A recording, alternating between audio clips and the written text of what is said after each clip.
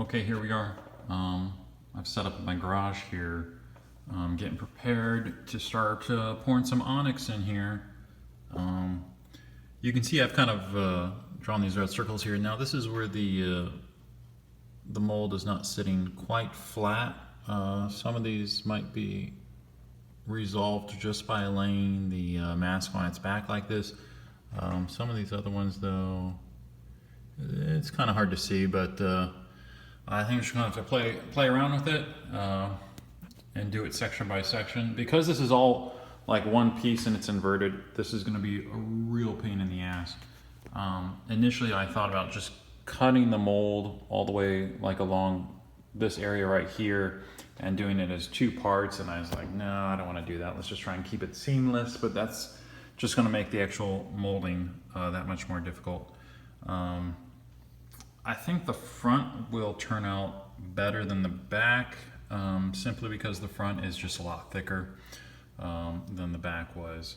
I think most of the problems in this mold not sitting quite how I want it to are a result of the mold not being as thick as it needs to be in some places, especially when it's such a large piece like this and it's hollowed out. You know, if this was just like a flat shield or something I was molding, if it was like just this piece right here, it might work out better that way. But because it's like this convex, odd, irregular cave type of shape, that I really wanted to hold a very specific shape, that I think maybe I should have used the firmer silicone.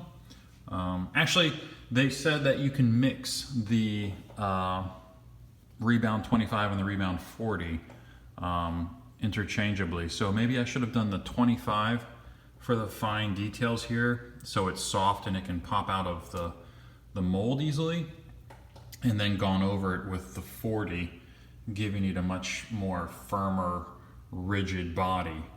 You know, maybe for future projects, but you know, here we are, all up in here.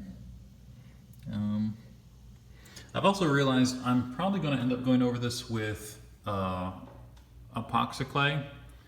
I was originally thinking, how am I going to blend the seam between the front of the mask, the face, and the rest of the helmet? And I was like, oh, I'll just put a little epoxy clay along the edge there and smooth it out. And then I realized I can use that for all sorts of little imperfections. If there's areas where it's kind of bubbling in slightly, I can just put a little layer of epoxy clay over there and kind of bump it back out as needed. So, you know, if I do, I don't know why I didn't think of doing that earlier. I could probably go over the shoulder piece again and fill in a few little spots, but I probably am just going to get lazy and not do it. Maybe on future molds that I make of it. But here we are, probably going to start pouring the onyx later today, and you know, finally get to it.